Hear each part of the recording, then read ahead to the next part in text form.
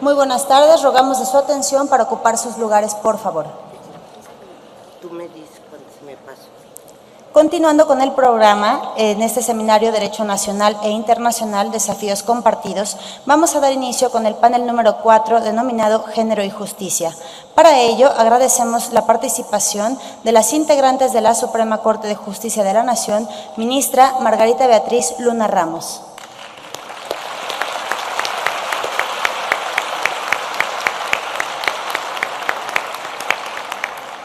Damos también la bienvenida a la ministra Norma Lucía Piña Hernández.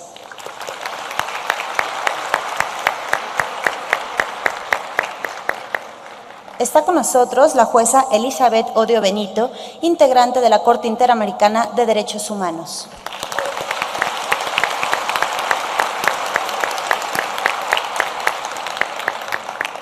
Damos la bienvenida al doctor Héctor Fix Fierro, investigador del Instituto de Investigaciones Jurídicas de la UNAM.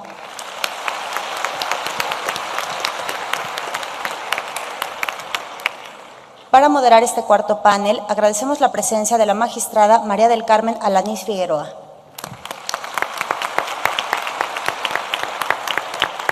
Por favor.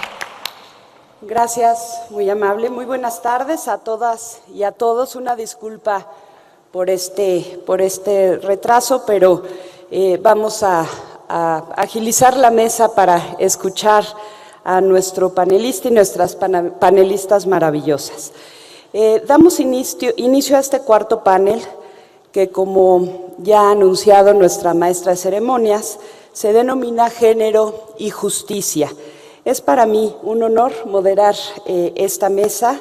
Primero por quienes participan en ella, por supuesto, personas con una reconocida trayectoria, compromiso con los derechos humanos y compromiso también con la investigación, con la tutela del pleno ejercicio de los derechos de las mujeres.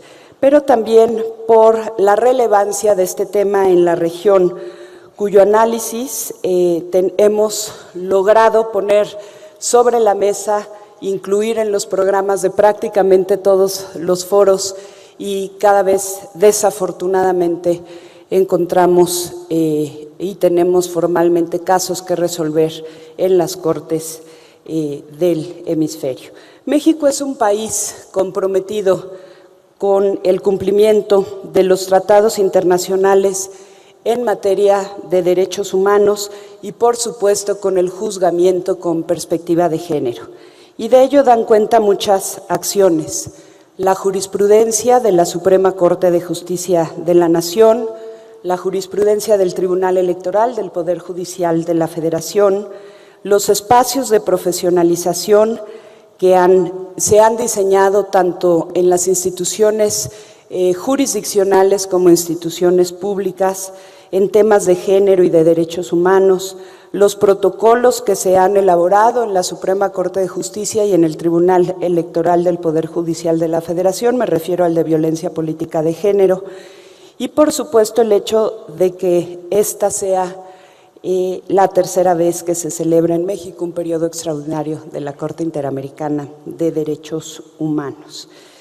En mi trayectoria como jueza constitucional en estos casi 10 años, he podido constatar que el enfoque de género es indispensable para el acceso a la justicia y también, por supuesto, es un elemento fundamental para el Estado de Derecho. En su última recomendación general, la número 33, el Comité para la Eliminación de Discriminación contra la Mujer, el Comité CEDAW, por sus siglas en inglés, establece que el acceso a la justicia es fundamental para la realización del resto de los derechos humanos y además optimiza el potencial emancipador y transformador del derecho. Y en efecto el impacto del quehacer jurisdiccional en la vida de las personas y en la construcción del país que delinea nuestra Constitución y los tratados internacionales es de gran relevancia. El protocolo para juzgar con perspectiva de género de la Suprema Corte de Justicia de la Nación señala que para juzgar con dicha perspectiva es necesario asumir 3 premisas básicas. La primera, el fin del derecho, es combatir las relaciones asimétricas de poder y esquemas de desigualdad que determinan el diseño y ejecución del proyecto de vida de las personas. La segunda premisa es que el quehacer jurisdiccional tiene un invaluable potencial para la transformación de la desigualdad formal, material y estructural. Quienes juzgan son agentes de cambio en el diseño y ejecución del proyecto de vida de las personas. Y la tercera premisa que establece el protocolo para juzgar con perspectiva de género de la Suprema Corte es que el mandato de la igualdad requiere de quienes imparten justicia un ejercicio de deconstrucción de la forma en que se ha aplicado e interpretado el derecho. Dicho lo anterior, iniciamos con la primera participación a cargo de la ministra Norma Lucía Piña Hernández. Permítanme hacer una muy breve semblanza o presentación de su semblanza.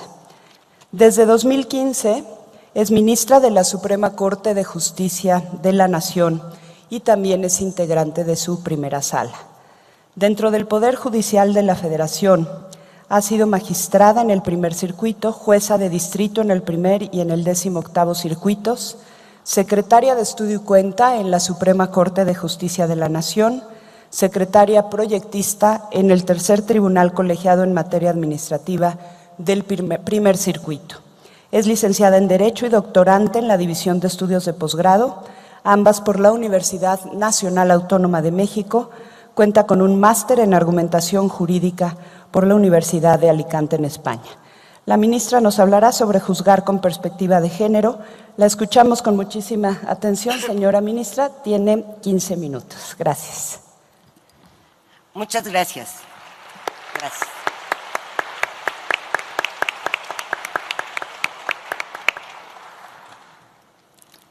Buenas tardes a todos. Me gustaría empezar por celebrar el 50º periodo extraordinario de la Corte Interamericana de Derechos Humanos en el que se enmarca este panel. Las sesiones itinerantes se constituyen como un difusor fundamental tanto de la labor de este Tribunal Interamericano como del Sistema Interamericano de Derechos Humanos. Es un gusto y es un honor ser parte de este intercambio que estoy segura redundará en una mayor integración del derecho internacional de los derechos humanos. Pero sobre todo, estoy convencida de que lo que es digno de celebración es la presencia de todos ustedes aquí, porque solo ello es el reflejo de que los derechos humanos están formando parte de la conciencia de nuestra sociedad. Así que lo que realmente es digno de celebración es la presencia de ustedes. Mi intervención se titula Juzgar con perspectiva de género. Para poder abordar este tema, me gustaría destacar que juzgar hoy en México no es lo mismo que hace 5 años. La labor jurisdiccional en este país se ha transformado radicalmente. La interacción entre el derecho de origen interno y el de origen internacional que constituye nuestro sistema jurídico en materia de derechos humanos, por disposición expresa de nuestra Constitución, nos plantea innumerables retos. Uno de ellos es, sin lugar a dudas, la relación de la mujer con los derechos humanos. Juzgar con lentes de género, a partir de la reforma constitucional, se ha tornado en una labor desafiante. La perspectiva de género es una herramienta, ya no solo de los fenómenos sociales, culturales, políticos y económicos en los que se relacionan mujeres y hombres, sino también en los derechos humanos. El género ha pasado de ser una categoría exclusivamente social o antropológica para incluirse en el plano de los derechos humanos. Resulta entonces que a la obligación de realizar un control de convencionalidad a la que en términos del artículo 1 constitucional estamos vinculadas todas las autoridades, debemos incorporar la perspectiva de género. Juzgar hoy con perspectiva de género nos obliga, por disposición expresa de nuestra Constitución, a reconocer los derechos humanos de fuente internacional como parte de nuestro sistema jurídico. Juzgar con perspectiva de género nos exige adoptar una metodología de análisis que, partiendo del principio de igualdad, garantice el ejercicio indiscriminado de los derechos humanos de fuente nacional e internacional de mujeres y hombres. En este contexto, la Suprema Corte emitió un protocolo para juzgar con perspectiva de género, al que se refería la magistrada Lanís, y que su pretensión es guiar la labor jurisdiccional con enfoque de género a través de una metodología que tiene por objeto combatir las relaciones asimétricas de poder. Pero ¿cómo lograr este objetivo? ¿Qué hay detrás de la recurrente frase juzgar con perspectiva de género? Sabemos que el género es impuesto socialmente. A partir de la exageración de las diferencias entre hombres y mujeres, hemos asignado ciertos roles a cada uno de ellos. Pero no solo esto, resulta que también se ha atribuido consecuencias normativas al género. Aquí cobra relevancia la desconstrucción de los sistemas jurídicos a través de la labor jurisdiccional. El derecho juega un papel trascendental en las relaciones de género. La doctrina jurídica se desarrolló desde una perspectiva androcentrista. La perspectiva del hombre fue la perspectiva del humano, y así se construyeron los sistemas jurídicos. Hoy nos damos cuenta que este enfoque que hizo invisibles a las mujeres implicó una violación constante a sus derechos humanos. Creo que el acceso a la justicia con una perspectiva de género se tiene que abordar a partir del derecho a la igualdad. Desde un enfoque negativo, la igualdad implica el derecho a la no discriminación. En un sentido positivo, la igualdad exige un trato diferenciado.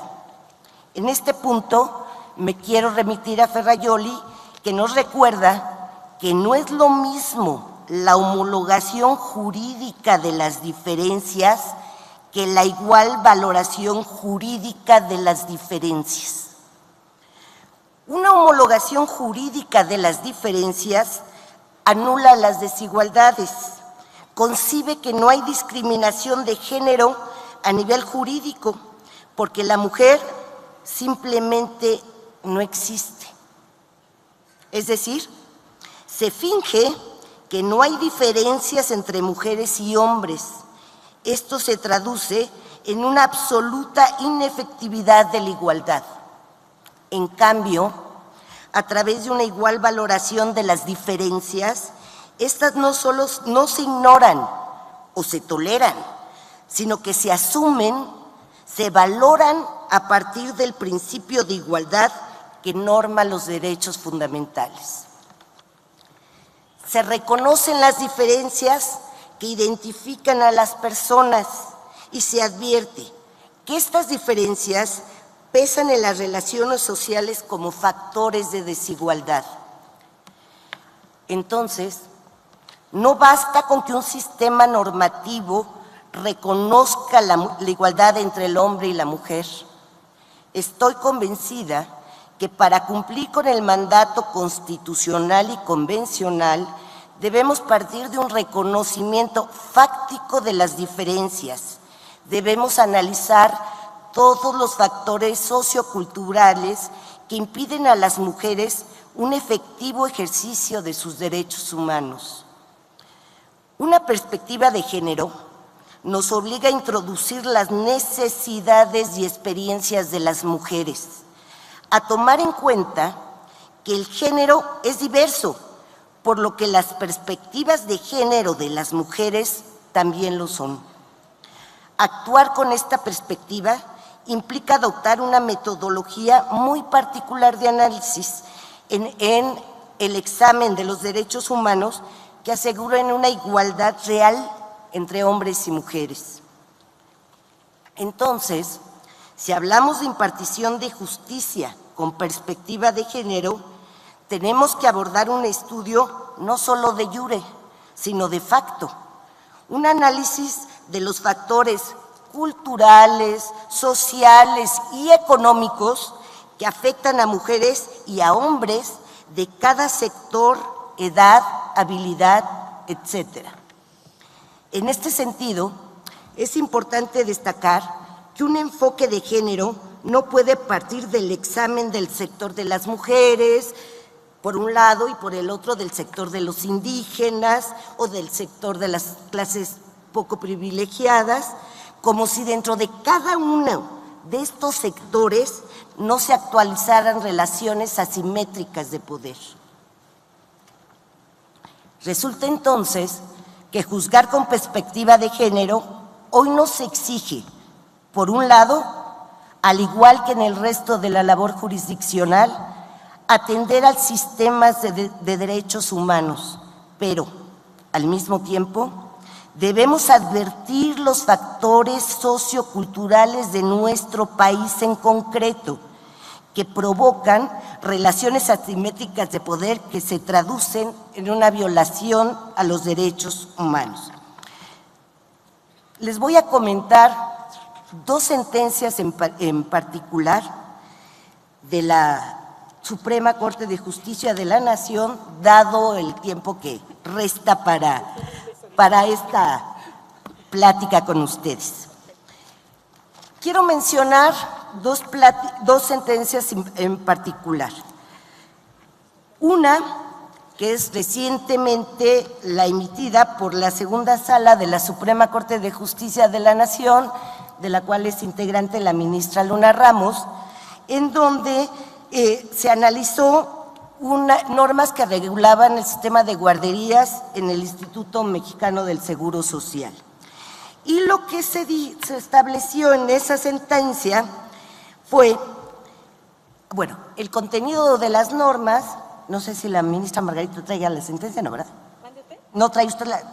No, está bien, no, para no repetirlos, está bueno. Si no repetimos los temas, si no. Bueno, lo que establecía la norma era que se limitaba el acceso del servicio de guarderías a los hombres. En cambio, para las mujeres trabajadoras no se establecía restricción alguna.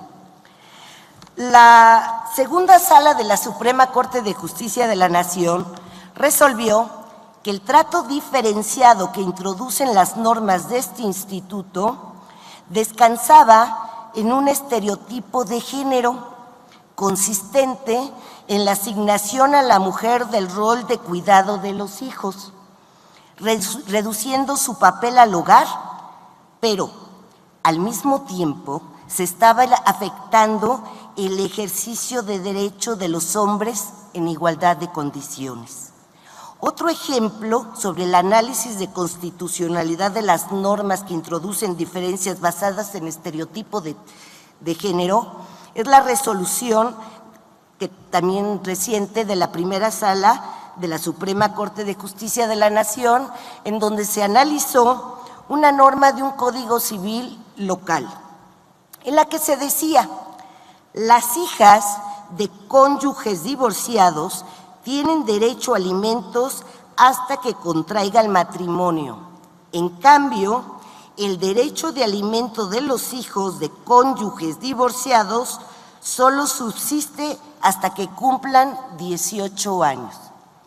También decía, una norma que también fue impugnada: las mujeres divorciadas tienen derecho a una pensión compensatoria de su ex cónyuge siempre y cuando no contraigan nuevamente matrimonio y mantengan un modo honesto de vida. Mientras que el derecho de los hombres a esta pensión se actualizaba solo cuando estuvieran imposibilitados para trabajar. La primera sala, en primer término, estableció que este tipo de normas exigían un escrutinio estricto, pues, en primer sentido, las diferencias previstas en estas normas se basaban en lo que se ha denominado categorías sospechosas, entre ellas el género precisamente. Con esta óptica se determinó que efectivamente la distinción que introducían estas normas, lejos de implicar una medida protectora de los derechos de las mujeres, en realidad perpetuaba patrones estereotipados de género, conforme a los cuales el papel de la mujer es contraer matrimonio y el de hombre ser proveedor, o bien el papel de la mujer divorciada era no volverse a casar y tener un modo honesto de vida. Este asunto constituyó un claro ejemplo de cómo las prácticas discriminatorias con motivo de género están profundamente arraigadas en nuestra cultura y más aún están institucionalizadas vía normativa. En este caso, la primera sala tuvo la oportunidad de desconstruir el sistema jurídico declarando la invalidez de estas normas. También quiero hacer una referencia muy corta en el sentido de que la primera sala ha sentado jurisprudencia en el sentido de que la falta de diligencias de las autoridades en caso de violencia contra las mujeres genera desconfianza en la administración de justicia en general y ha enfatizado que es particularmente importante que aquellos encargados de la investigación de los delitos contra las mujeres lleven a cabo su labor con determinación y eficacia para evitar impunidad. Pero además, yo agregaría que esto lo deben hacer para romper esquemas estereotípicos que impiden el acceso a la justicia de las mujeres en condiciones de igualdad y que muchas veces les sirven hasta de freno a las mujeres para denunciar los delitos de este tipo.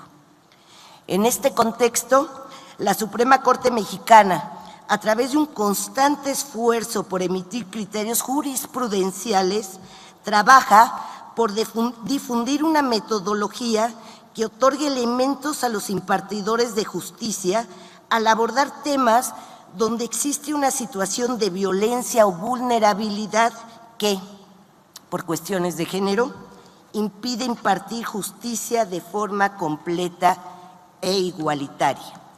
Si bien se ha aclarado que este método no es rígido, porque no se puede dar recetas de cocina a los juzgadores, la idea, gracias, es que se brinde una orientación para que tenga operatividad nuestro sistema. Muchas gracias.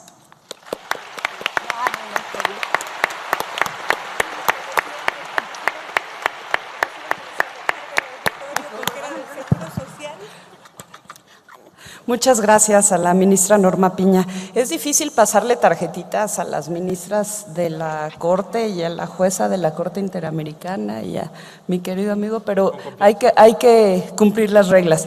La ministra Piña nos pone sobre la mesa temas fundamentales como el de construir para volver a construir, siguiendo la teoría de Derrida, derecho a la diferencia, acciones afirmativas, que siempre hablamos de acciones afirmativas, pero luego no se saben aplicar ni diferenciar, entonces se viola el derecho a la diferencia, la conciliación de la vida familiar con la vida laboral, cuántos casos encontramos en esta falta de conciliación, no solo en la aplicación de las leyes, sino en las propias leyes, y claramente nos dice y nos marca la diferencia del juzgamiento con perspectiva de género, con la lente apropiada, para tener la capacidad de distinguir la neutralidad de la norma o si esta no existe. Muchas gracias, ministra Piña. Tendremos el gusto de escuchar al doctor Fix Fierro. Destaco también brevemente parte de su conocida trayectoria. Desde 1991 es investigador de tiempo completo del Instituto de Investigaciones Jurídicas de la UNAM, en el área de Sociología del Derecho, donde fue su director en el periodo de 2006 a 2014. Desde 1999 es miembro del Sistema Nacional de Investigadores. Sus principales líneas, con énfasis en carácter empírico, son la reforma de la justicia y los procesos de cambio jurídico en México. El doctor Fix Fierro nos hablará del tema mujeres y justicia en la investigación sociojurídica. Adelante, doctor.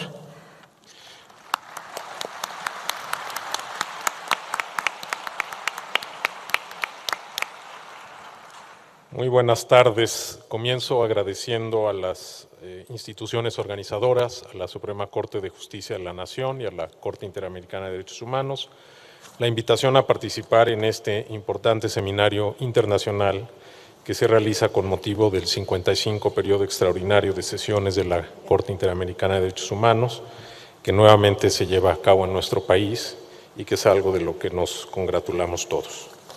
En verdad es un honor compartir la mesa con juzgadoras tan distinguidas. Como ellas conocen el tema de género y justicia mucho mejor que yo, simplemente por su trayectoria y su experiencia profesional, además de su compromiso deliberado con este tema, pues yo pediría permiso para salirme por la tangente académica y desarrollar mi intervención con base en la referencia a algunos estudios empíricos con los que me he encontrado y que creo que pueden ser de interés para este foro. Cuando abordamos el tema de género y justicia, lo podemos hacer en un nivel abstracto y teórico, en el plano de los principios y los valores que pensamos deben orientar el comportamiento de individuos e instituciones en este ámbito. En este nivel es frecuente tener un consenso general sobre esos principios y valores. Sin embargo, la cosa cambia cuando pasamos a discutir problemas reales y políticas específicas para resolverlos. En este plano, la argumentación depende en gran medida de que contemos con datos y diagnósticos de la situación real prevaleciente. Esto no necesariamente resuelve el debate, pero al menos la discusión se desarrolla sobre una base más clara y firme.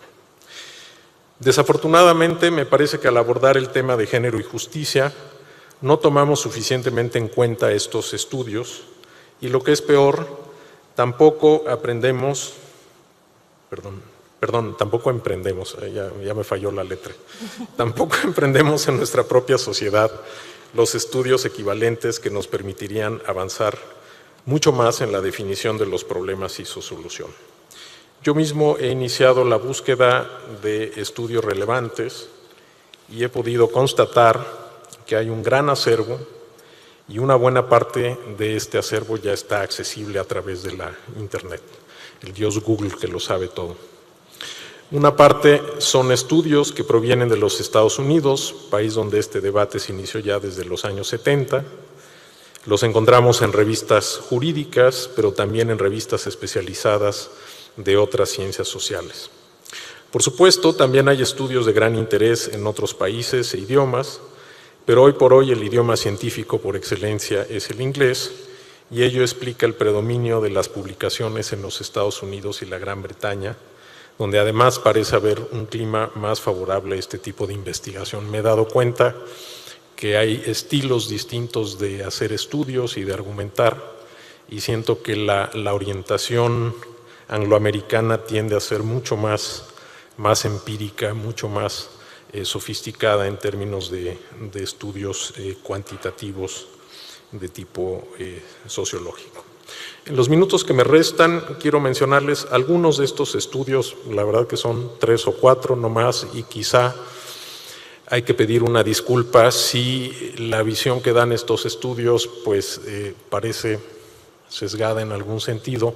Seguramente hay otros estudios de otras partes que dan una visión más completa. El primer tópico es el de la presencia de las mujeres en las organizaciones judiciales. Por supuesto, un tópico central es el de la paridad, ¿no? La presencia igual de hombres y mujeres en la composición de la judicatura, pero este tema no es posible abordarlo sin preguntarse cuáles, no es nada más los números, sino cuáles son los métodos de selección y nombramiento de las juzgadoras, cuáles son sus trayectorias profesionales y qué clase de cargos tienen las mujeres en la institución judicial. Al respecto, les puedo mencionar un estudio reciente de la profesora francesa Anne Boisjol, un estudio publicado en el año 2013. En este estudio se señala que la judicatura en Francia es una de las más feminizadas en Europa. En 2009, el 61% de los cargos judiciales estaban en manos de mujeres. Pero antes de pensar que esto refleja el éxito de las políticas para lograr la paridad en la justicia, Boisjol nos señala que la distribución de las mujeres está diferenciada, con mucha mayor presencia en los rangos inferiores, de un 74%, y en los tribunales juveniles especializados, 76%, mientras que en la Corte de Casación, que equivale al Tribunal Supremo, su presencia es solo del 34% de los magistrados. La mayoría de las presidencias de los tribunales, aunque hay mayoría de mujeres, siguen en manos de los hombres. Boisjol señala también que más del 60% de estudiantes que se gradúan en Derecho son mujeres, es decir, un efecto natural de la presencia mayoritaria de mujeres en las escuelas de Derecho pareciera ser trasladarse a los cargos judiciales. Sin embargo, dice Boisjol, hay que tomar en cuenta que los cargos judiciales no parecen suficientemente atractivos para los hombres. En 2009, solo el 15.4% de los candidatos a la Escuela Nacional de la Magistratura eran hombres. La judicatura está más feminizada que la barra, el notariado y la academia, y eso es un indicio de su rango jerárquico relativamente menor en el elenco de las profesiones jurídicas. Dicho en otras palabras, para valorar cuál es la situación de las mujeres en la judicatura, pues no hay nada más que tomar en cuenta la institución judicial, sino que hay que tomar en cuenta cuál es, diríamos, la distribución de poder y prestigio en todas las profesiones jurídicas de una sociedad. El segundo tópico es el del comportamiento de las mujeres que desempeñan cargos judiciales. ¿Es similar o diferente al de los hombres? ¿Son las mujeres mejores juzgadoras que los hombres? Aquí puedo citar un estudio que realizaron unas profesoras canadienses sobre el desempeño de las primeras mujeres que fueron nombradas juezas en la Corte Suprema de Canadá, estudio publicado en 2005. Entre 1982 y 1989, las tres primeras juezas, aunque solo representaban el 11% de la integración de la Corte, redactaron el 40% de los votos particulares. Para las autoras, eso no refleja una esencia femenina, ¿no? Estar en contra si los señores dicen una cosa distinta, sino que se explica por las características y experiencias que compartían esas mujeres, pero sobre todo la necesidad de asumir una posición distinta frente a la mayoría de los jueces y de la práctica discursiva que conforma el centro de la función judicial. Es decir, es una forma deliberada de marcar una diferencia y de buscar nuevas orientaciones en el trabajo judicial. En la misma línea me encontré un sofisticado estudio de una estudiosa norteamericana sobre el comportamiento de las mujeres en las votaciones de los tribunales colegiados federales de apelación en los Estados Unidos. La autora muestra que en al menos dos tipos de casos relativos a discriminación y hostigamientos sexuales había una correlación significativa entre el género y los votos de los jueces. No solo se observó una mayor probabilidad de que las mujeres votaran a favor de la parte demandante, sino que la presencia de la mujer en el órgano colegiado incrementaba la probabilidad de que los hombres lo hicieran también en los casos analizados. El tercer tópico tiene que ver con el trato que los tribunales dan a las mujeres cuando comparecen en un procedimiento como demandadas o acusadas o como víctimas, y aquí hay una gran variedad de materias y asuntos, ¿no? Comisión de delitos comunes, violencia familiar, etcétera, etcétera. Un estudio que se refiere a los resultados que obtienen las mujeres en el arbitraje laboral. Es interesante también no solo ver los tribunales, sino otros medios llamados alternativos. El autor parte del hecho de que un número creciente de controversias laborales en los Estados Unidos, los trabajadores se ven forzados a acudir al arbitraje y no a un tribunal, ¿no? Pactan incluso por escrito que en caso de haber un conflicto no se irán al tribunal, sino que acudirán primero al arbitraje. De un estudio de 152 arbitrajes entre 1977 y 2003, el autor muestra que los reclamantes ganan en el 49.3% de los casos, lo que es una tasa superior a la que se observa en los tribunales. Pero cuando quien reclama es una mujer, resulta más frecuente que los árbitros dividan la diferencia entre las partes. En un caso típico, el árbitro se pronuncia a favor de la demanda por discriminación sexual que presenta una mujer, pero le niega el cobro de las costas. Esto no sucede en los tribunales y tiene efectos graves porque en muchas ocasiones anula la indemnización otorgada por el laudo, debido a lo elevado de los honorarios profesionales del abogado.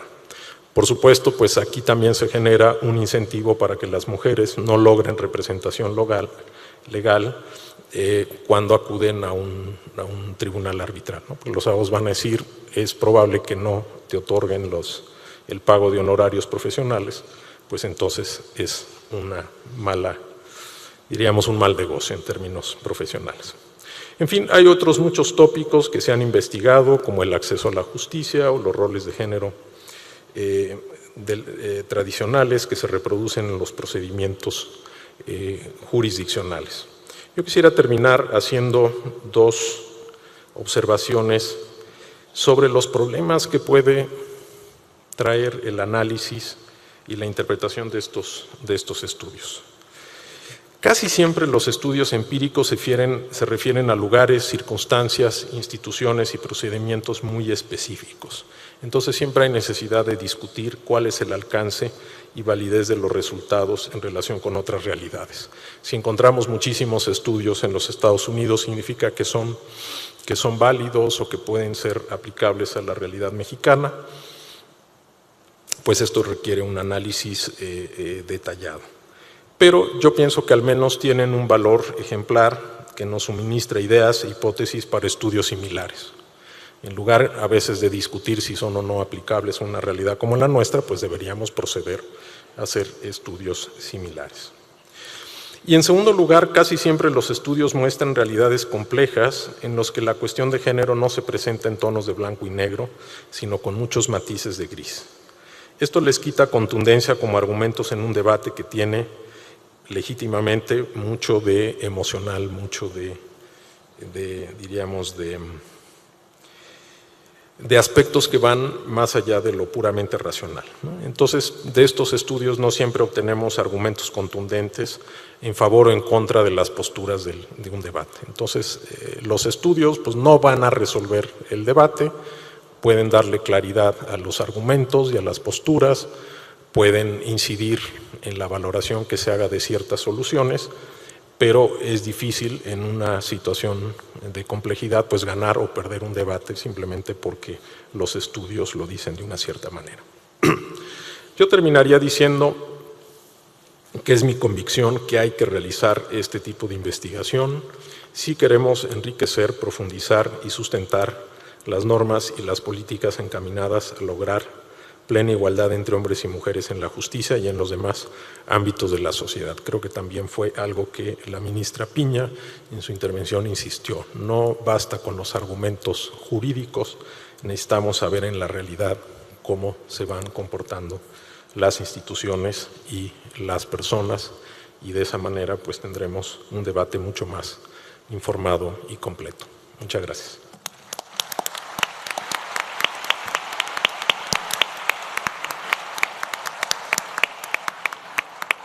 Muchas gracias, doctor Fix. Le pasé la tarjetita porque le faltaban todavía varios minutos, pero le agradecemos este tiempo y sobre todo su participación desde otra perspectiva en este tipo de foros. Me pareció muy interesante que haga referencia a las investigaciones y a estudios de investigación sociojurídica que me parece que es muy relevante para el trabajo que hacemos las juzgadoras y los juzgadores. Yo el otro día buscando cursos vigentes, actualizados en algunas universidades en Estados Unidos, me llevé una sorpresa importante, que encontré un programa en un consorcio de 9 universidades en Boston, en donde la idea es acompañar a estudiantes, a investigadores y a profesores para modificar los programas de estudios, los programas de investigación y los programas de enseñanza de género, y en donde solo podrían participar los quienes estuvieran en esas 3 calidades, en estas 9 universidades, pero precisamente para ir a nuevas tendencias cualitativas de evaluación del impacto del trabajo de las mujeres en los distintos espacios de toma de decisiones. La verdad es que en países en Latinoamérica nos encontramos con constantes evaluaciones más cuantitativas, ¿no?, de la presencia de mujeres en los órganos de los poderes judiciales, y en México concretamente ya hemos avanzado en la sistematización, en los criterios de jurisprudencia, en las tesis, pero ya por la materia y también midiendo en algunos casos los efectos que se tienen. Simplemente me gustaría comentar que hace algún tiempo tuve la oportunidad de participar en un grupo de juezas constitucionales que nos entrevistaron, un cuestionario enorme en donde nos preguntaban precisamente desde la forma de acceder a los órganos jurisdiccionales, si habíamos sido objeto de algún tipo de discriminación, cómo accedimos, si el turno de los casos también pudiera estar sesgado. Nos encontramos, por ejemplo, que hay tribunales constitucionales, no voy a decir en donde se han denunciado prácticas en las que no le turnan a las mujeres asuntos de género, por ejemplo, o asuntos en donde el juzgamiento tiene que ver con la presunta violación de derechos de grupos tradicionalmente discriminados, y prácticas también de discriminación de las juzgadoras en los tribunales constitucionales, en donde las mujeres son discriminadas por sus compañeros del distinto sexo. Entonces me parece, y por último, lo más importante que iba a decir, se está diseñando la metodología para medir cualitativamente el impacto en el cambio de la línea jurisprudencial en los tribunales constitucionales a partir de que ingresan las mujeres y votan estos casos con una perspectiva de género. Muchas gracias, doctor Fix Fierro. A continuación tenemos el honor de escuchar a nuestra querida jueza interamericana Elizabeth Odio Benito, de quien destacaré algunas de las cuestiones más relevantes de su interesante carrera. También me costó muchísimo trabajo sintetizar su enorme experiencia. Ella es jueza interamericana de la Corte desde del periodo 2016 al 2021, acaba de ser designada. También fungió como jueza de la Corte Penal Internacional de 2003 a 2012, del Tribunal Penal Internacional ad hoc para la antigua Yugoslavia en 1993 a 1998. Pero yo quiero destacar algo muy importante. Bueno, por supuesto que es catedrática emérita de la Facultad de Derecho de la Universidad de Costa Rica, pero quiero destacar algo. Nuestra querida jueza es una reconocida feminista, y no solo feminista, es activista de derechos humanos y especialmente de los derechos humanos de las mujeres. Y yo por eso la reconozco y la felicito por ser feminista y activista como jueza internacional. Muchas gracias, señora jueza.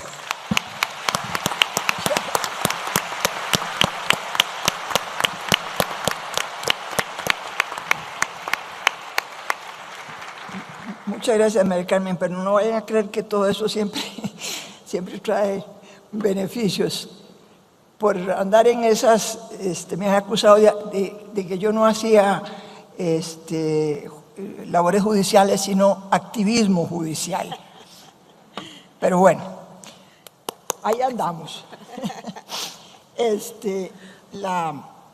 Quiero agradecer muchísimo, un agradecimiento muy sentido, muy profundo a la Suprema Corte de Justicia, a sus integrantes, ellas y ellos que con enorme cariño nos han acogido en esta semana, a las amigas y los amigos que han hecho que estos días aquí en otras ciudades de México, pero también aquí en el distrito, haya sido realmente algo muy especial, inolvidable, no solo desde el punto de vista afectivo, sino desde todas las inquietudes que han despertado concretamente en mí sobre muchas cosas que todavía quedan por hacer en estas labores comunes. Pero muchísimas gracias a María del Carmen por su cariñosa presentación.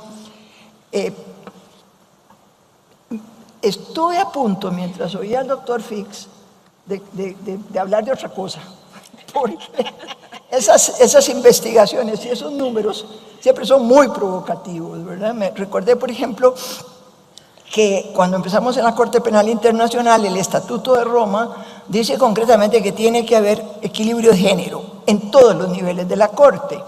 Y desde el día 1 yo empecé a pelear por eso. Y cuando la primera estadística que le pedí al secretario de la Corte, cuando llevábamos unos 8 o 9 meses de trabajo, en el 2003, me dijo, no, jueza, no hay ningún problema, vea, el 60% son mujeres y el 40% son hombres. Yo le digo, bueno, muy bien, ahora veamos qué hace ese 60% de mujeres, ¿en qué trabajan? Bueno, por supuesto barrían, las otras servían el café, las otras atendían las horas, y claro, así íbamos juntando hasta el 60%. Claro, siempre hay que tener mucho cuidado cuando nos hablan de cifras y de paridades, de qué es lo que estamos hablando. Pero no importa, eso lo dejamos para otro, ¿verdad, doctor? Usted me promete que hacemos otro foro sobre estudios, que son muy importantes. Yo estuve, cuando me pidieron que formara parte de este panel, que me honra muchísimo en compartir con ustedes, pensé que antes de examinar algunas de las sentencias más importantes de la Corte Interamericana en materia de género, la relación género y justicia, que ha sido siempre una de mis preocupaciones, entonces elaboré algunas observaciones de tipo general, que no fue sino hasta los años 70, lo mencionó el doctor Fix, del siglo pasado, en que las feministas académicas plantearon una diferencia entre sexo y género. Desde ese momento, todos los principios epistemológicos fueron cuestionados, haciendo la clara diferenciación entre lo considerado como innato o biológico y lo que era socialmente construido. Esta diferenciación fue trascendental en esos tiempos y nos permite que hoy nos enfoquemos más en las interrelaciones entre los dos planos, y por ello sabemos hoy que lo biológico puede ser cambiado por las acciones y conductas, y lo social puede ser en parte determinado por lo innato, por lo biológico. La justicia, como otras disciplinas, se caracterizaba por un enfoque sexista y androcéntrico. Cuestionar estos principios era difícil, pero sobre todo era difícil cuestionarlo en la justicia por su énfasis en que las leyes y los legisladores eran objetivos, lógicos, gobernados por reglas concretas y específicas, y que los procesos de creación de las normas jurídicas eran independientes de los avatares de la política. Esos procesos de creación de la norma jurídica no se veían influenciados por la raza, el género, la clase social, las actitudes y creencias personales o el país de origen, y los legisladores, se decía con mucha seriedad, carecían de prejuicios y estereotipos. Estas reglas se aplicaban, estas reglas tan neutrales, tan objetivas, se aplicaban por los jueces también de una manera neutral. Todo hombre es igual ante la ley, decían nuestras constituciones. Claro, las mujeres no eran incluidas en esa igualdad formal, pero eso lo supimos después. En esas épocas creíamos que decir hombre era decir mujer. Pero la interpretación y la implementación de las leyes que se argumentaba era también libre de prejuicios, de actitudes, de cosas, de elementos sociales o psicológicos, y que teníamos entonces un sistema jurídico, un conjunto de normas, y teníamos unos jueces todos absolutamente neutrales y objetivos. Es claro, es evidente que en el siglo XX, en el siglo XXI, hemos tenido cambios y progresos, y ya lo ilustraremos más adelante. Hay hoy día, y no podemos ser mezquinos en eso, procesos de creación de leyes género sensibles, y con mis distinguidos colegas en esta mesa lo hemos visto. Especialmente en el campo de la violencia sexual. De donde aún estamos lejos es de su implementación y en reconocer que si nuestras actitudes, visiones del mundo y sentimientos influyen drásticamente en cómo vemos el mundo y cómo creamos leyes, necesitamos que todos los operadores jurídicos estén conscientes de los efectos de la socialización de las normas jurídicas en un mundo androcéntrico y frecuentemente misógino. Este entrenamiento no es, en la mayoría de los casos, implementado en los centros académicos y solo marginalmente en los tribunales nacionales e internacionales. Para muchas de las que estábamos desde hace rato cuestionando la objetividad de las ciencias, era muy claro que también en lo jurídico sus principios calzaban muy bien con los conceptos de lo que tradicionalmente se ha entendido por masculinidad y feminidad y en la imposibilidad de una neutralidad abstracta. Quiero enfatizar que las prácticas discriminatorias y las actitudes prejuiciadas hacia las mujeres están siempre presentes y no podemos escapar a la conclusión de que éstas se reflejan en todas las instituciones, incluyendo desde luego a las cortes, tanto nacionales como internacionales. Yo siempre cuento, a mis alumnos les encantaba esta anécdota, de que en los tiempos de Moisés, la prueba determinante para aceptar que una mujer había sido violada era si se habían oído sus gritos. Porque si no se habían oído los gritos, eso significaba que ella se había alejado mucho de la aldea, con lo cual la responsabilidad era de ella por haberse ido. Desde ahí venimos.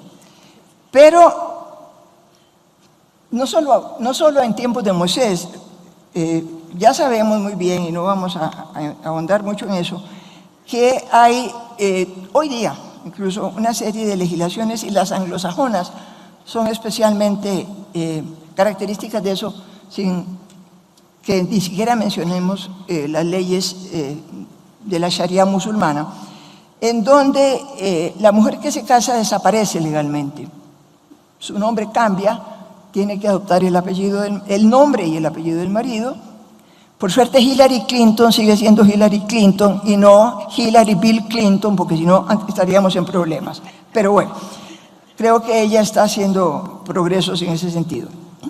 Además, las mujeres fuimos enterradas en el mundo privado mientras los hombres dominaban el público. Y aún en muchas legislaciones modernas, las mujeres no pueden ser dueñas de la tierra, ni heredar, ni salir del país, ni trabajar sin el consentimiento de los esposos. Las leyes son socialmente construidas en un mundo patriarcal. Una de ustedes mencionaba precisamente las diferencias en cuanto a recibir pensiones alimenticias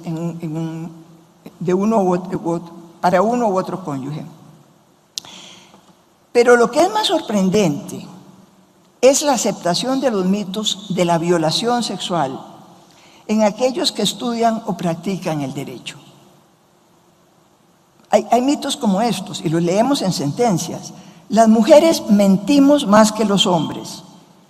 Las mujeres provocamos las violaciones. Los hombres que nos violan son hipersexuales y son las violaciones cometidas por hombres que no son conocidos por la víctima. Sabemos claramente de las investigaciones efectuadas que fuera de los conflictos armados, la situación en los conflictos armados es diferente, que la mayoría de las violaciones son cometidas por conocidos y suceden en la privacidad del hogar de las víctimas. Tengo varias referencias a estudios como los que mencionaba el doctor Fix, que en Estados Unidos hacen muchos de esos estudios y que ponen de manifiesto el mito del desconocido. Hay un estudio que a mí me gusta citar de la doctora Sarah Sharrat, que estudió 10 años después del trabajo del tribunal ad hoc para la antigua Yugoslavia, qué había ocurrido con las mujeres que llegaron al tribunal por haber sido víctimas de violencia sexual. En esa investigación se encontró que gran número de jueces, de fiscales, de investigadores culpaban a la mujer y cuestionaban los testimonios de las sobrevivientes sin entender nada de los traumas que ocasiona. Solo 5 minutos. Es que yo hablo mucho. Ya. Bueno. Todo en este estudio, que es del año 2006, todos estos mitos quedan de manifiesto. Quedaba muy claro de que las acciones eran estereotipadas y culpabilizantes de las sobrevivientes.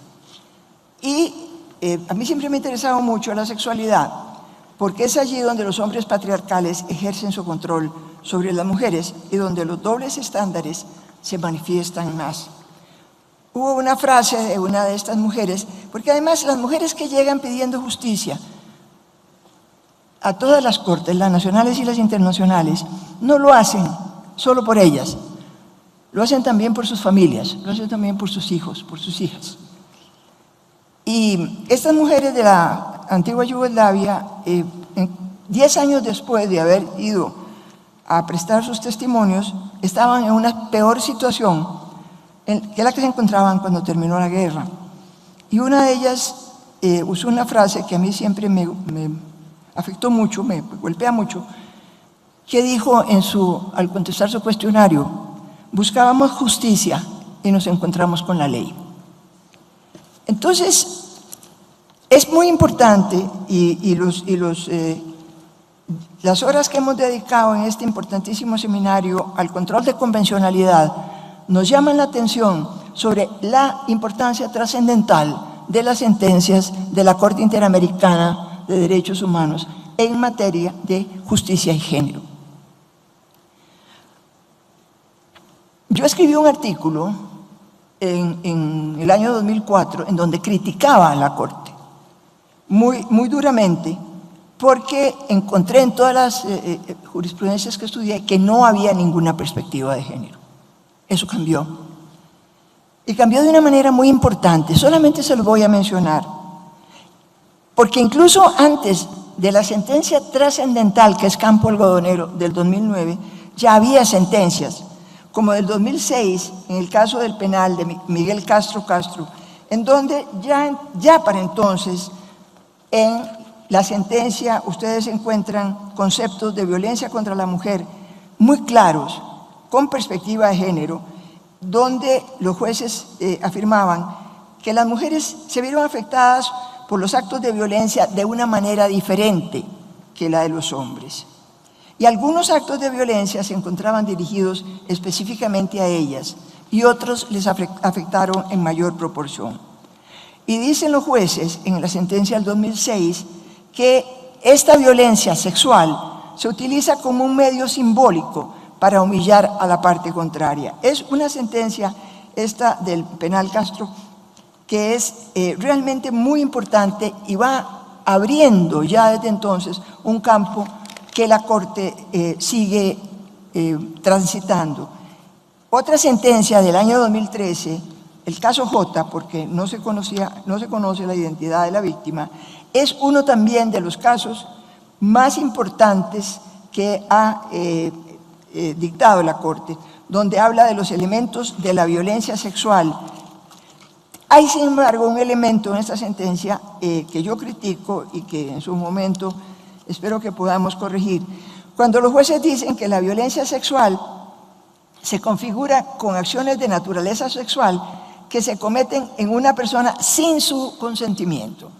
Es decir, están abriendo la puerta para que haya consentimiento para una violación. Eso es absolutamente inaceptable. No hay posibilidad de usar la defensa del consentimiento cuando hay un contexto de violencia como en el que se cometen estos crímenes en penales o en conflictos armados. Ahí está el caso de Espinosa González, que es del 2014, pero Campo Algodonero. No dejen de leer la sentencia de Campo Algodonero, no dejen de estudiar la sentencia de Campo Algodonero. Es una sentencia en donde la Corte no solo examina con una perspectiva de género clarísima los crímenes que se cometieron, en este caso contra unas jóvenes mujeres en Juárez, sino que analiza y dice muy claramente en qué consiste la violencia de género, en qué consiste la impunidad, y al establecer el capítulo de reparaciones, establece todo un programa de trabajo para que no haya repetición de estos casos y para que en este país llamado México tan querido se vaya cambiando las estructuras legales, las estructuras administrativas, las estructuras judiciales, y poco a poco se vayan cambiando los estereotipos de género. Y en eso está trabajando toda la sociedad mexicana de una manera muy importante. Hay que adoptar los criterios de las reparaciones integrales que fueron incluidas en Campo Algodonero. Nada más quería mencionarles, porque ya se me agotó el tiempo, que hay también sentencias muy importantes que tienen que ver, por ejemplo, la de Rosendo Cantú, que también es de México, pero hay una sentencia que se dictó recientemente, también está la de Atala Rifo, que es otra sentencia en donde la violencia de género y la perspectiva de género introduce una jurisprudencia importantísima. Y recientemente, en el año 2012, una sentencia por la fecundación in vitro que cambia en el gobierno de Costa Rica, en mi país, toda la concepción que la Sala Constitucional había convertido en un error que violentaba los derechos de las mujeres, de los hombres y de las familias a tener familia por concepción in vitro. Y termino, se terminó el tiempo, termino diciéndoles que el control de convencionalidad es absolutamente esencial, porque toda esta riquísima jurisprudencia hoy día debe ser incluida en las acciones judiciales y en las acciones administrativas de todos nuestros países. Muchísimas gracias.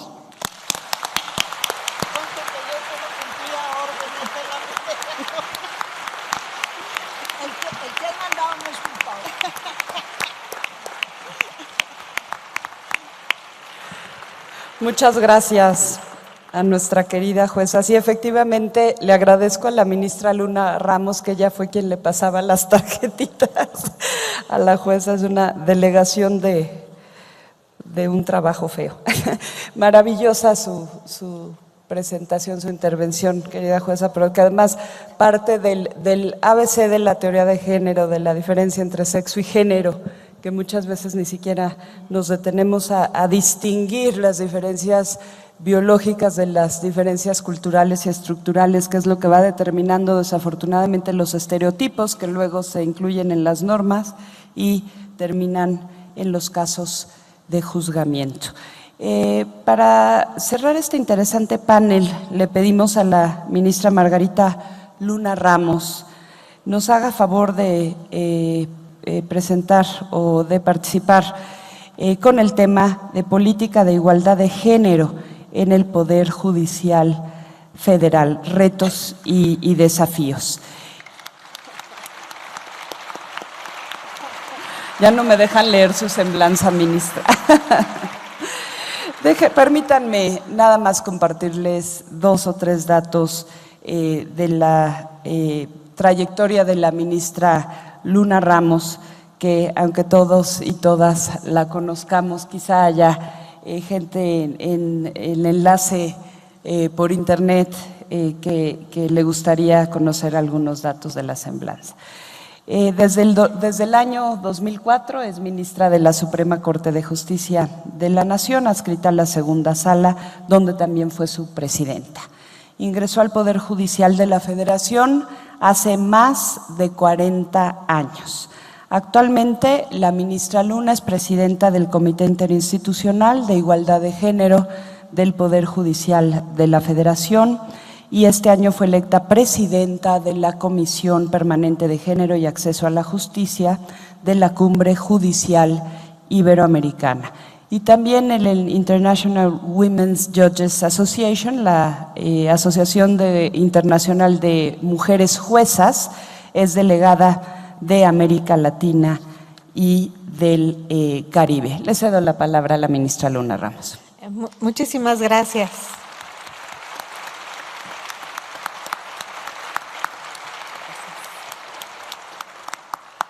Muchísimas gracias, muy buenas tardes a todos y a todas. Es de veras para mí un verdadero placer estar el día de hoy en esta mesa que me honra en compartir, sobre todo con nuestra distinguida jueza Elizabeth.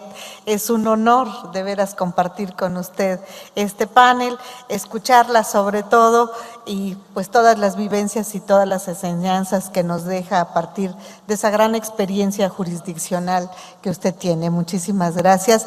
Y desde luego compartir también esta mesa pues con tan distinguidas personalidades del mundo académico y jurisdiccional, nuestro amigo y compañero muy querido, don Héctor Fix Fierro, mi compañera y amiguísima, la ministra Norma Piña, y también mi compañera y amiguísima, la magistrada Mari Carmen Alanís. Y desde luego, el placer de contar con la presencia de todos ustedes. Muchísimas gracias por estar con nosotros el día de hoy.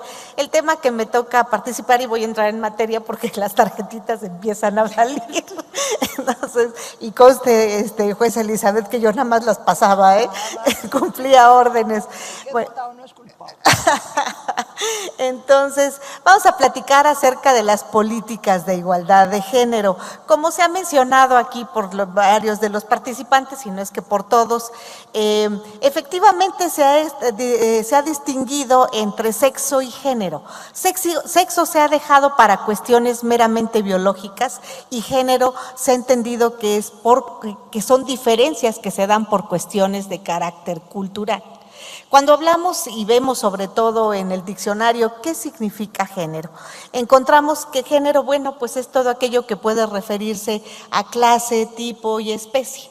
Y así podemos hablar de diferentes maneras, darle diferentes acepciones a esta palabra género, que bien puede ser, pues, qué tipo de música te gusta, qué tipo de teatro te agrada ver, o qué género de música te gusta.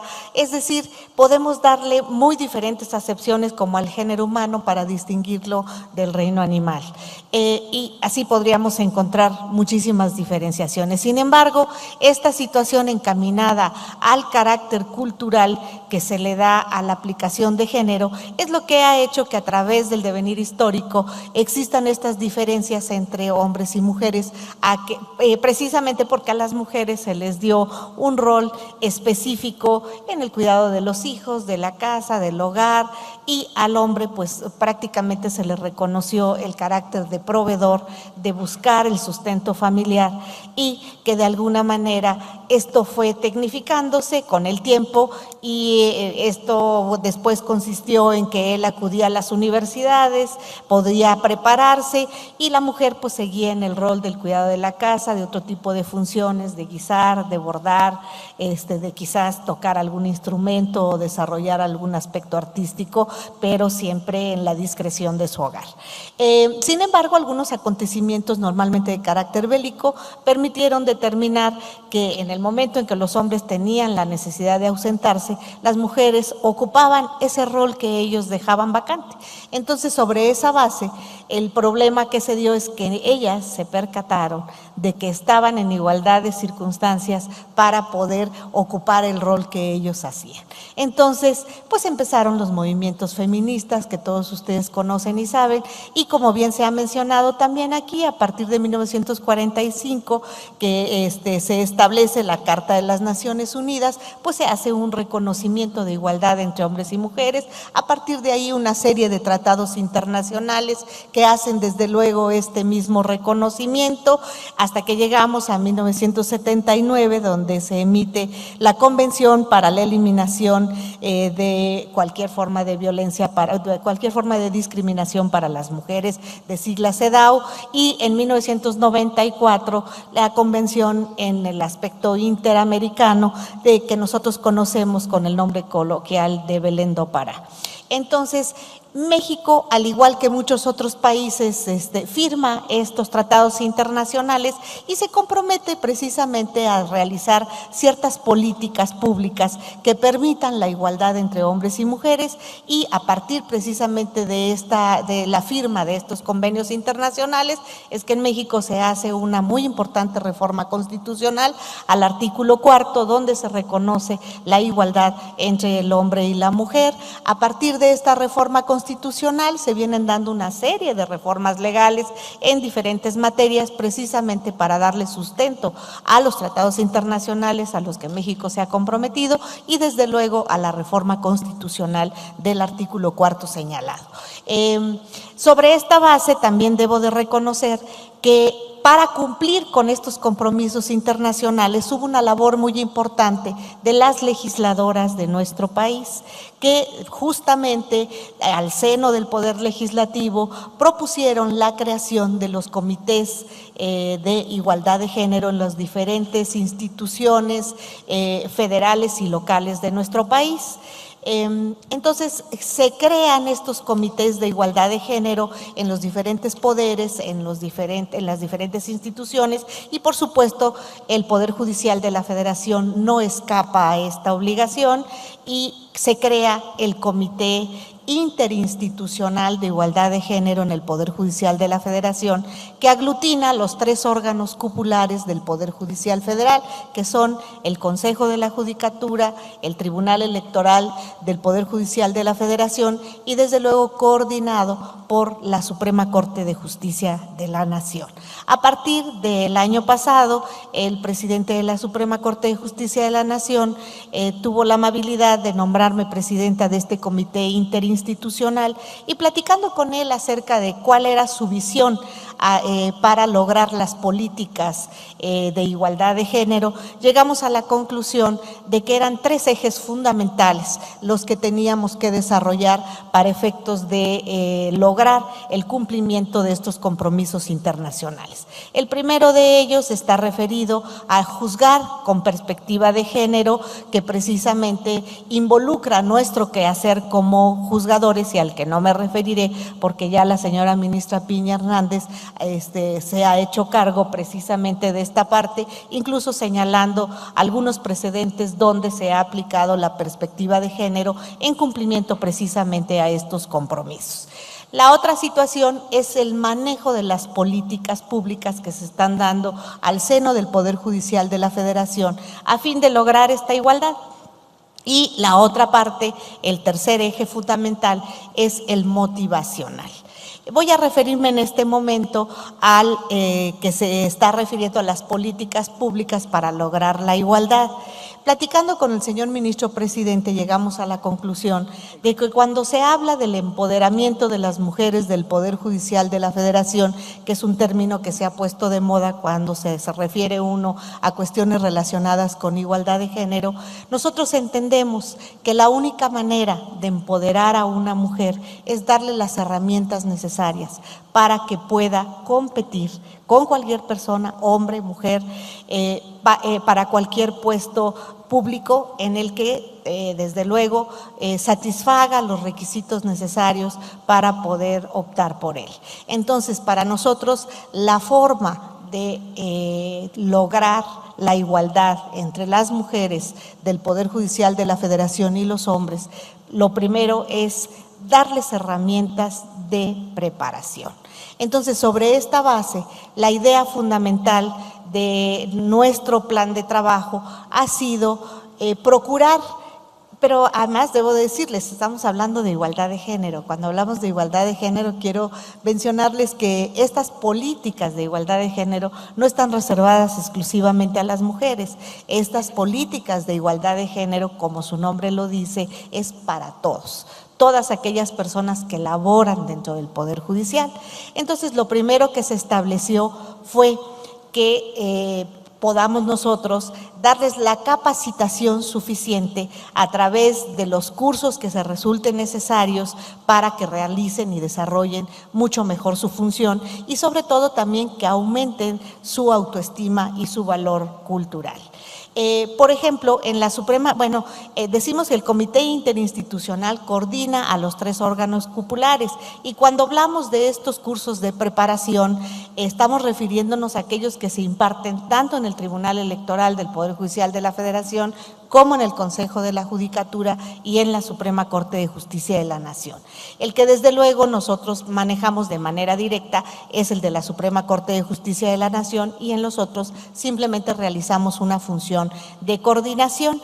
Y a partir justo de este año inició algo que dentro de la política establecida por el presidente de la Suprema Corte creemos que puede llegar a tener una gran aceptación. Se firmaron convenios con varias universidades, con la Universidad Nacional Autónoma de México, con la Universidad Panamericana, con el Claustro de Sor Juana, estamos por firmar con la Libre de Derecho y estamos en pláticas con el ITAM para firmar otros tantos y con el Colegio de México. ¿Cuál es la idea? La idea es que a través de la coordinación que exista con estas universidades, las personas que laboran en el Poder Judicial puedan seguir aumentando su nivel académico. En la Suprema Corte de Justicia de la Nación acabamos de echar a andar a partir de agosto de este año, los primeros días, las 2 primeras maestrías, una en materia de derechos humanos que imparte la Universidad Nacional Autónoma de México y la de Derecho Procesal Constitucional que imparte la Universidad Panamericana. Debo mencionarles que la demanda del personal de la Suprema Corte de Justicia de la Nación para acceder a estas maestrías fue enorme y desde luego si la idea fundamental era de que las maestrías se lleven in situ, es decir, en la Suprema Corte de Justicia de la Nación, ¿para qué?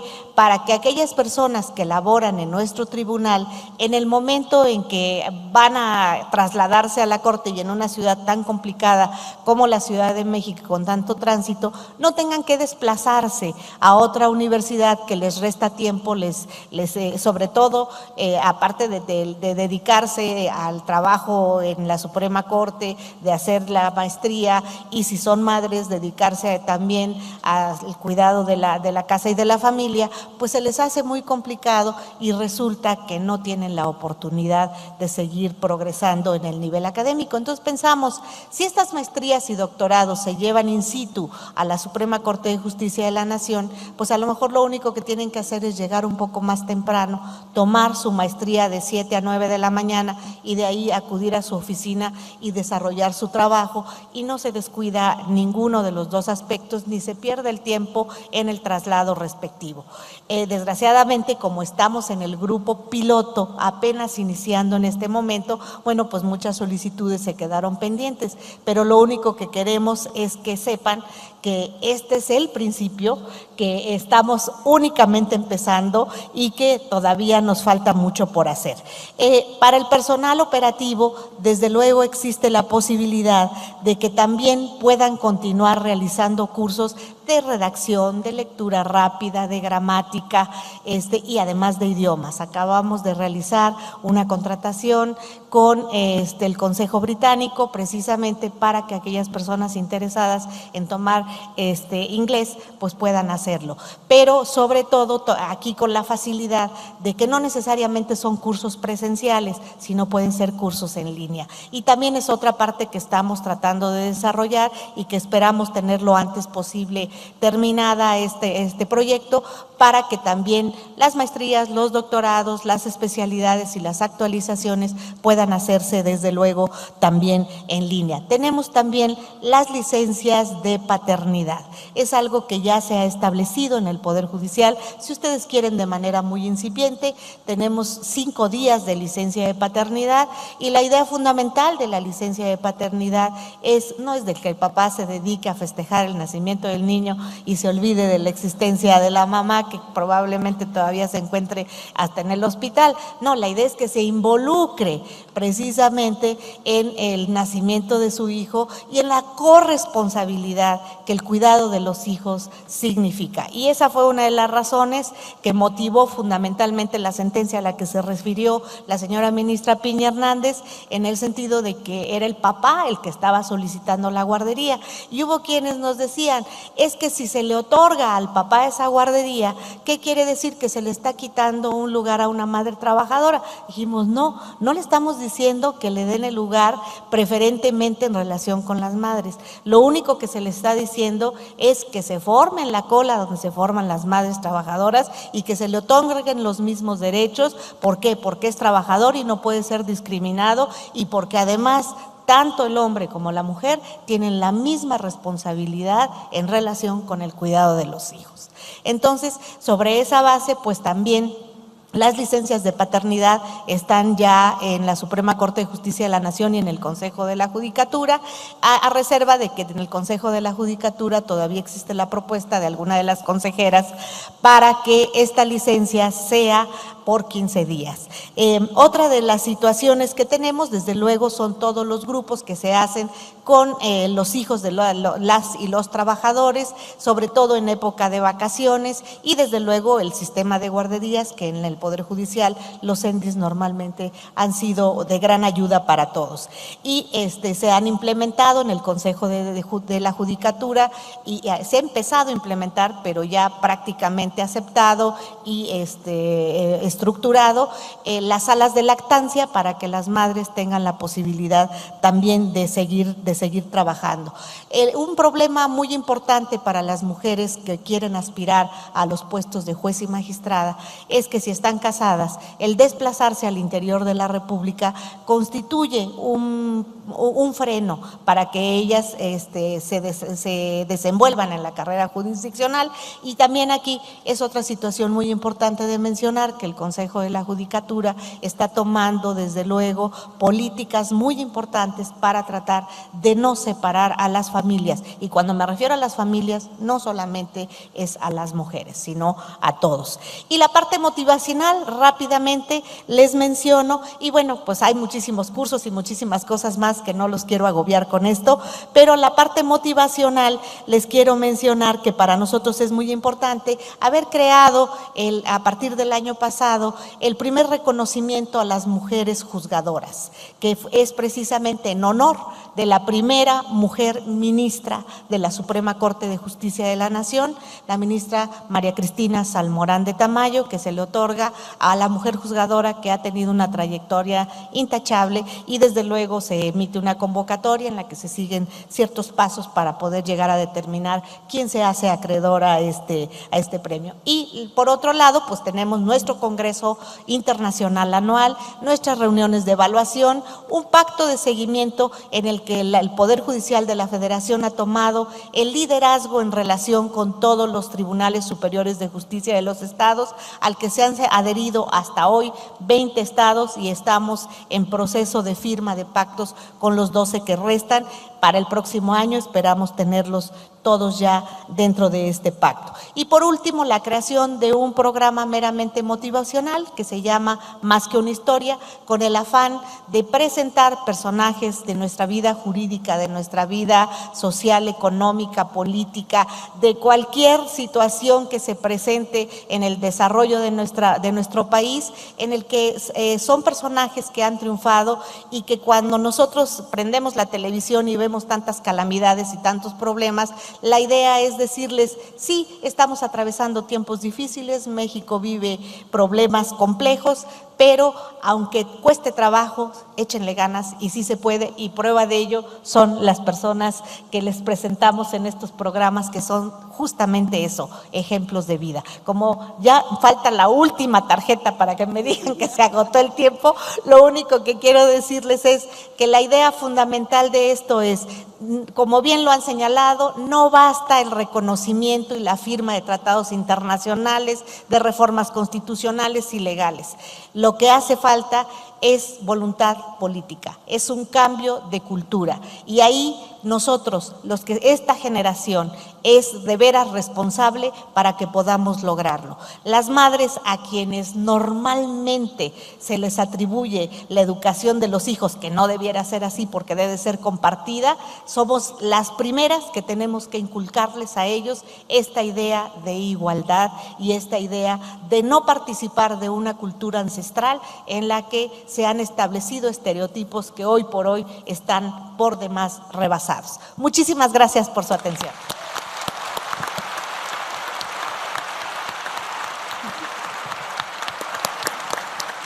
Muchísimas gracias a la ministra Luna Ramos, quien complementa de manera muy importante esta mesa, porque además las juezas y los jueces por su casa empiezan. Y para exigir un juzgamiento con perspectiva de género debemos de dar todas las herramientas, y precisamente hablábamos de esta conciliación entre la vida laboral y la vida familiar, y debemos de apoyar a todo el personal y a las juzgadoras y los juzgadores para que precisamente cuenten con las mejores condiciones, las habilidades, los conocimientos para este juzgamiento. Llegamos así al final de esta mesa y quiero hacer 3 reflexiones muy breves, 1 minuto. La primera, celebro que este sea el primer panel en el que hay 3 panelistas mujeres y un panelista varón, porque todos los paneles de la mañana tuvieron exclusivamente panelistas hombres y una sola moderadora. Ojalá para el próximo Congreso o Seminario Internacional haya mujeres panelistas en todas las mesas.